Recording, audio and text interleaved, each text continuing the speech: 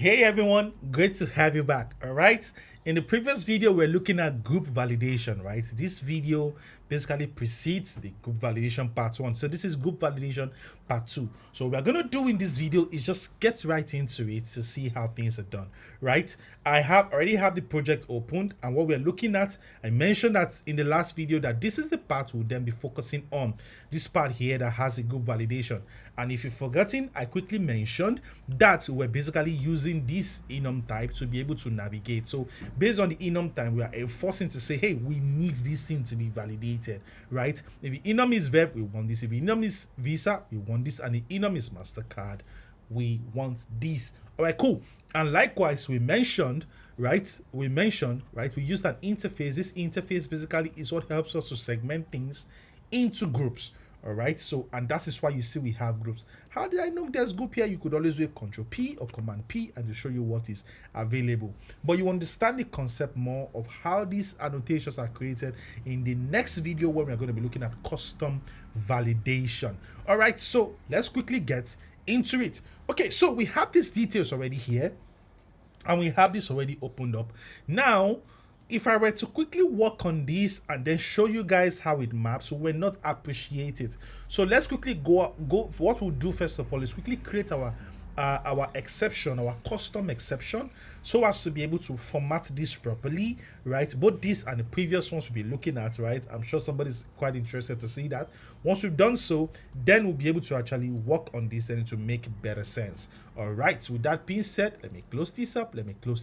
So what I will do, I'm going to create series of objects. All right, so first off, we have this exception already embedded within this when we're looking at REST controller and controller. So what I will do is I'll put this exception to the base package. Cool. So we have the exception in the base package. So we have this global REST handler. So what I'm going to do, because we already have this global REST handler, I can then go ahead and start creating things around the exception. So what I'm going to do first up, I'm going to create something called the field error. Field error. Now for the field error, there's some things I want to take note of. Okay, I'm saying, let's just use a record. I'm saying for the field error, I need some details. And what are the details I need? I want to be able to tell the name of the field that had the error. That makes sense? I want to be able to tell the name of the field that had the error.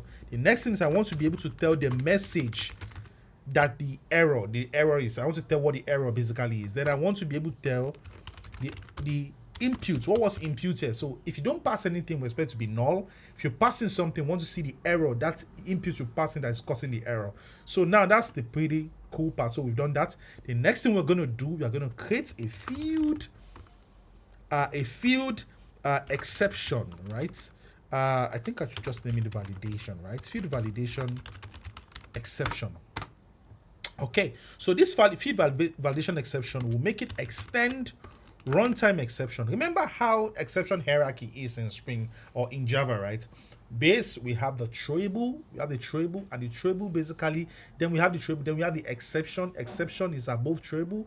Then we have the runtime. Runtime is above our exception. When I mean above, I mean building upon layer. So throwable is at the end, probably at the base. Then you have the exception layer on top of it. We have runtime exception. Then it's advisable anything you want to create, you create it on top of your runtime exception. So that's basically what we are doing, just following standard practice. So what I'll then do here, I'll have my final list field error. I'll make it field error. Yeah, from this part, field errors. Okay, so we have field errors. I'm just going to place in a getter here because we'll probably need to get it at some point. Then what I will do, I'll then bring in my super. So let's create a constructor.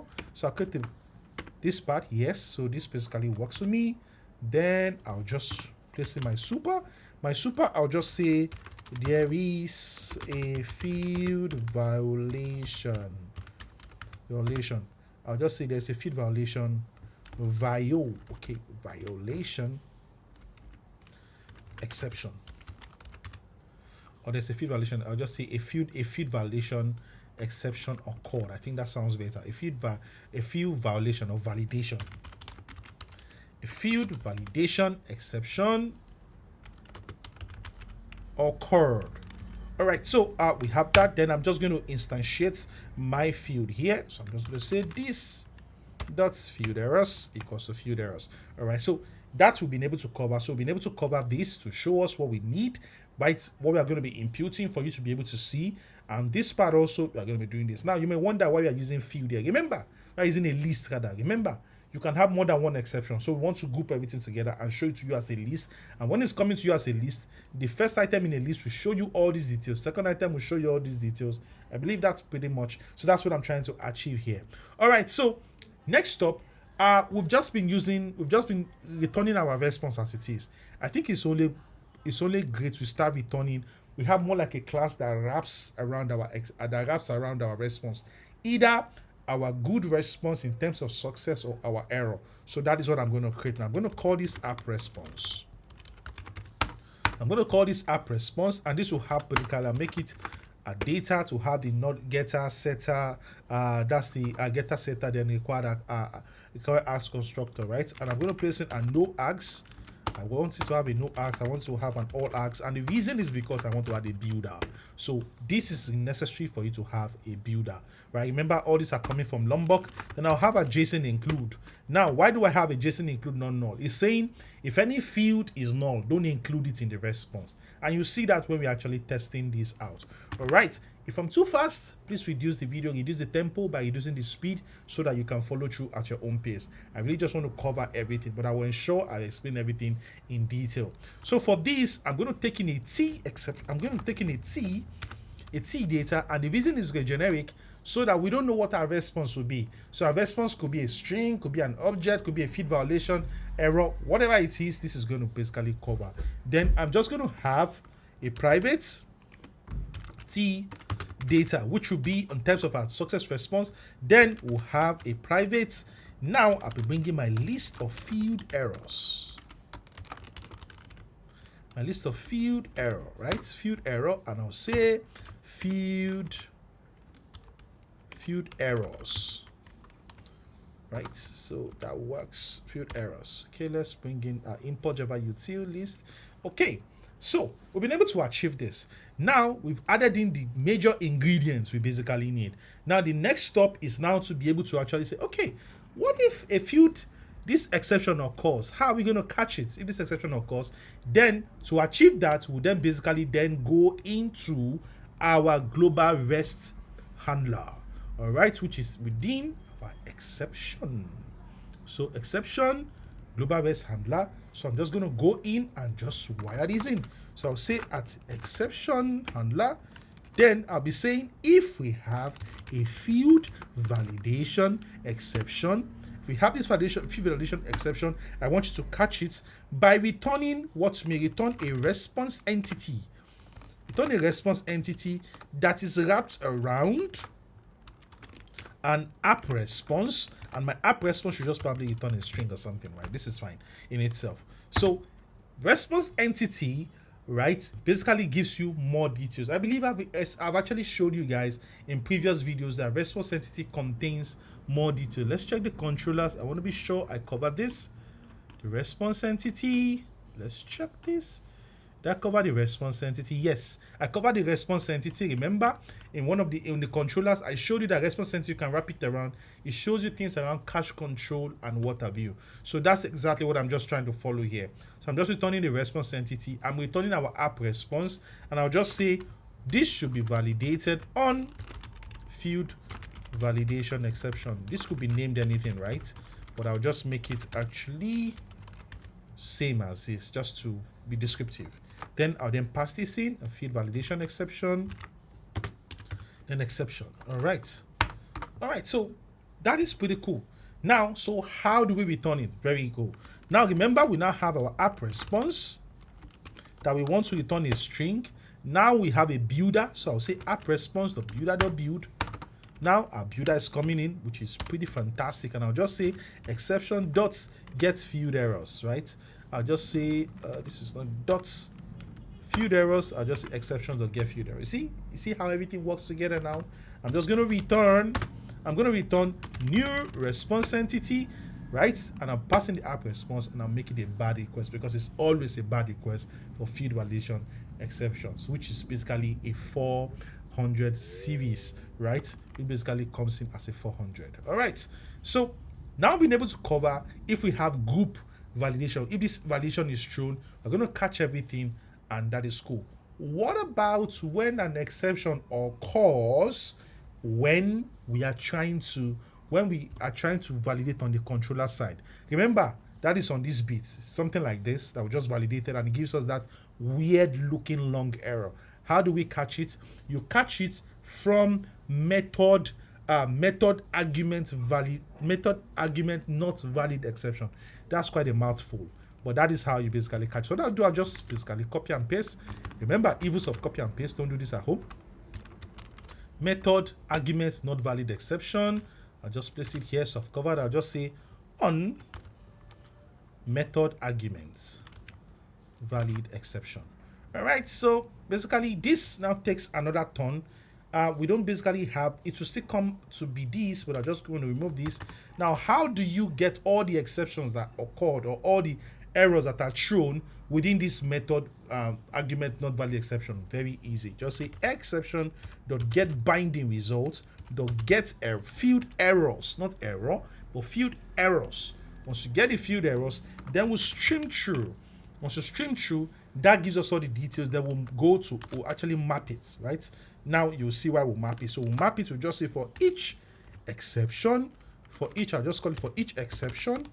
Then I'm going to create a field value, which we're expecting, what we're already expecting here, this field error. I'm going to put in a new field error. And for each of them, what does it take? I am expecting the field name. Now the field name here is quiet. I'll just say field or get field. Then the next one, I'll say e dot, okay, this will be a comma here. Get field e dot get default message. And finally, I'll get the e dot get rejected value. So that basically fills up what we need. All right. So I think everything can sit on one line. Yeah, I think everything can sit on one line. Just say e here.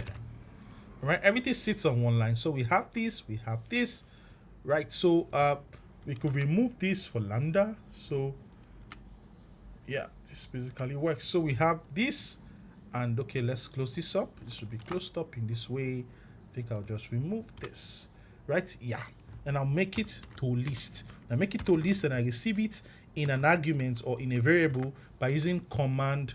I use a command alt V or control alt V, and that gives you this command alt V or control alt V, and I'll just say field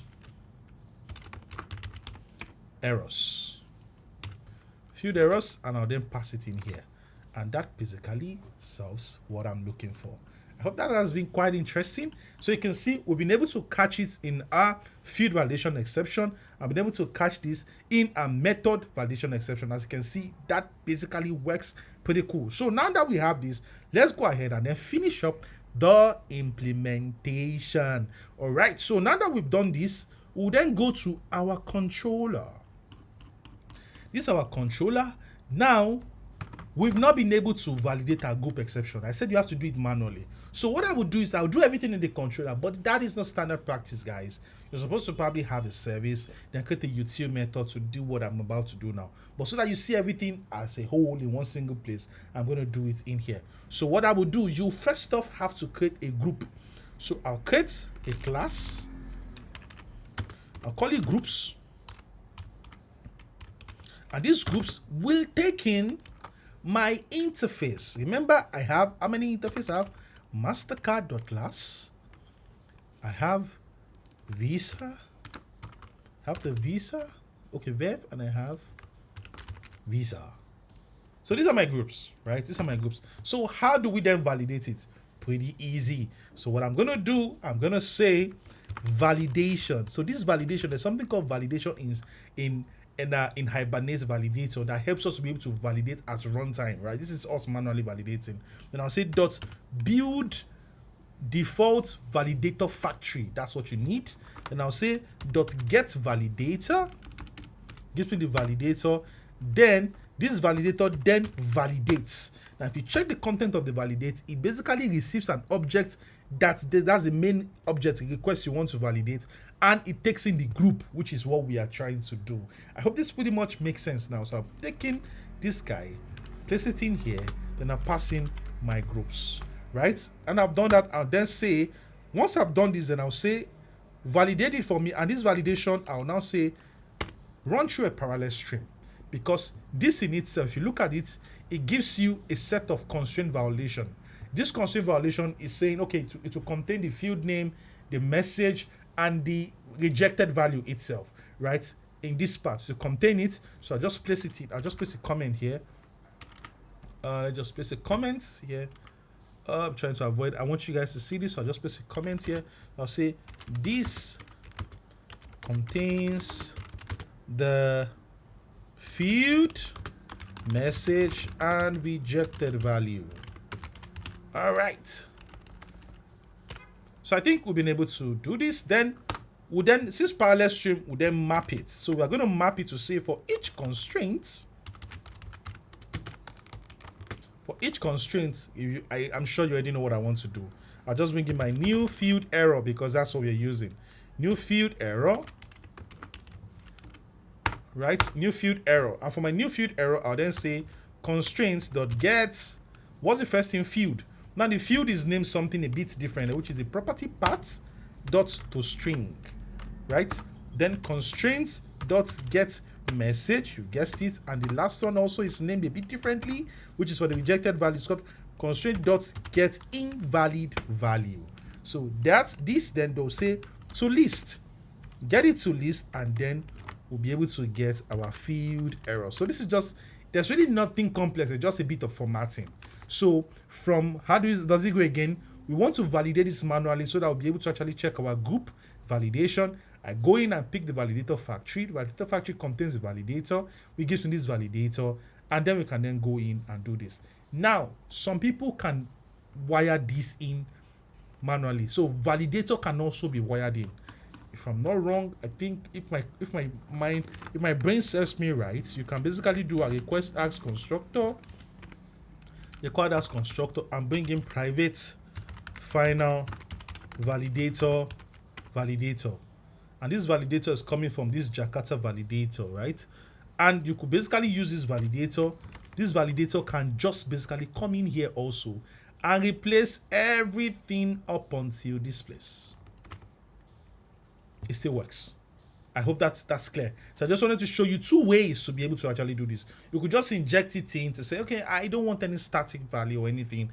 I want to be able to actually place it in myself. The reason why I use the first option, because it gives you more flexibility, right? Because remember, static object, you can place it anywhere, right? But if you're using this part, which you're injecting, you have to place it where there is you have to place it in a bin, right? Where you have service or components or configuration. Do you understand the point? So which is why I prefer, I'm just going to comment this out. I'll go in here, I'll comment this out. Let me first of all bring this in. Let me revert this back. Right. I'll go in here and bring this, but I'll just comment it out for you so that you know that it can be used to replace all this line, right? I'll place this on one line so that you can see. I'll get validator so you can see this. Now, with this being said, right? So we also comment this out, okay? Then I don't need this guy. All right, so you know that you can use both of them. All right, now that I've been able to do that, now the question is, okay, this is complaining. I can just place in a wildcard here, right? And that's mouse. So I've gotten my field errors. The question now is, how do I throw my exception? Because now this is an error. I need to be able to throw the exception. The beautiful thing is that we've already created a field validation exception that can receive our list of error, and then we can throw it. Okay, so let's go in and then do that. All right, guys, I'll actually acknowledge, or should I say, I'll plead for you guys to be patient, to say some 5-10 minutes. Let's wrap this video up, right? Because I don't want to create another video where I want to place everything in one single video, so you see it as a stretch. All right, with that being said, remember, we did something amazing and we created an enum here, which we are going to do a custom validation on in the next video, right? So I'm going to go in here and say, payment request dot get card type. All right, the get card type. Then I'll use the card type. That gives me a card type. So now I'm going to run. I'm going to say if, or let's just use a switch, right? Switch card type. The card type is card type. a case MasterCard, if it's case MasterCard, you should know that I'm expecting only these for MasterCard. All right, so this is going to be, I've created this, let's see now. Okay, I want this group. Okay, so what I'm going to do, I'm just going to get this, which I have here. I'm going to go up and place it below, right? Then I will have this part. If this is card, I'm not going to say this would be this. So I'll just say groups. I say groups equals to this, and I'm going to put in, let's see, I would remove this, I'll remove this, and remember we're checking if it's MasterCard, so I'm just going to put in only MasterCard here. MasterCard. All right, then why is this guy complaining? Let's see. Add new array class. Okay, you want me to add new array class, so we have this group equals to this. Now if it's the case, if my case is Vev, you could guess it, and my case is Visa, you could guess it. All right, so we basically have that. Now it won't complain because we covered all scenarios. If we didn't cover all scenarios, it wants us to add the defaults, but because we covered all scenarios, there will no need to add defaults. So I then place in the group, so this does not need to have anything, this will just be null, right? So I've been able to do this. All right, so that basically is cool. Then I have to place this in here to show you guys the difference over here. All right, so I'll remove all this white space. It was just a case of rearranging. All right, so this group will then particularly come in here, and now we have the details. So it will then tell us which it is. So the group validation is what we have. Now I would say if field error dot is empty. So if it's not empty, I will then throw new field validation exception and pass in the error. If there is no field validation, then this will basically come in. All right, so we've been able to cover it. All right, I'll just, like I mentioned, please just spare me some. I think I requested for 5-10 minutes before, so please just give me that time for us to just quickly test this for you guys to see how this works. All right, so we've been able to go through a whole lot of things. I would actually acknowledge, or should I say, I want you guys to go through carefully. I'm going to basically place in the link to the source code and the little source code and the issue we created on GitHub. You will basically see it. I'll place it in the description. So please go in and check in and see how everything connects. You can watch the videos, say 2-3 times to be able to see how I connected everything. But remember one thing that I said, this is me placing logic within the controller. It is not advisable. The thing is, you should be doing this within your service or within a util class and pass it within your service. It's just your service that should be coming in directly in here. All right, so we've been able to achieve this. Let's just go ahead and just run this. Okay, so I'm quite excited. I hope you are too. I'm very much excited. All right, so let's bring up our Scratch. My Scratch. All right, so I have my Scratch here. Now we will take the scenarios one after the other, right? So what I will do is to bring my payment request and just split right. Let's come in here. I'll take my payment request, I'll split right. Okay, now that I've split right, and I'll go back to my Scratch. All right, so we know all this works, right? So we're not just going to bother about this. We'll just come in here directly to see what is happening. So what I'm going to do, if we don't pass anything here, remember to default to Vev. So what I want to do is I want to add my card type here. So my card type, I'll say Vev. And remember, if it's Vev, Vev only cares about payee name and due dates, right? That's what it cares about. It doesn't care about these two, right? So what I will do is I'll deliberately remove these two. And I'll pass in my payee name. I'll say Z, and I'll deliberately remove this also. So we'll see break the due dates. So because it expects the due dates too. So let's go in and we run this. And let's basically hit this. All right, so what do we have here? Payee, basically, let's go in, sample payee, and let's come in here. This basically comes in. All right, so let's hit this. All right, I expected this to fail. Let's see why it's not failing. Okay, so I'm gonna go in here and run in debug mode. All right, so I've run in debug mode. I'm going to come in here. I'm just going to run this. So I'm going to run my Scratch again, and let's see the debug. All right, so I have my debug. Now my group, let's see what is coming in as a group. Okay, group is coming in as Verve, which is fine. You can see group is coming in as Verve. All right, which is fine. Now I'm just going to quickly run all the way to this place. Now you see, is field error valid? It's saying there is no error. No error is basically thrown.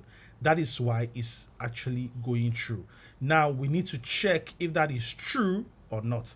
We have a not blank here on the payee name, and we have, which is on Verve, and we have a not blank here on, we have a feature on the date. And what did we do here? Let's see, payee name and date. I expected this to break, and if this is not breaking, let's check one more time. What do they do? Let's see what happened. All right, so what I had to do, guys, right, I had to quickly pause the video to see exactly why this was not working.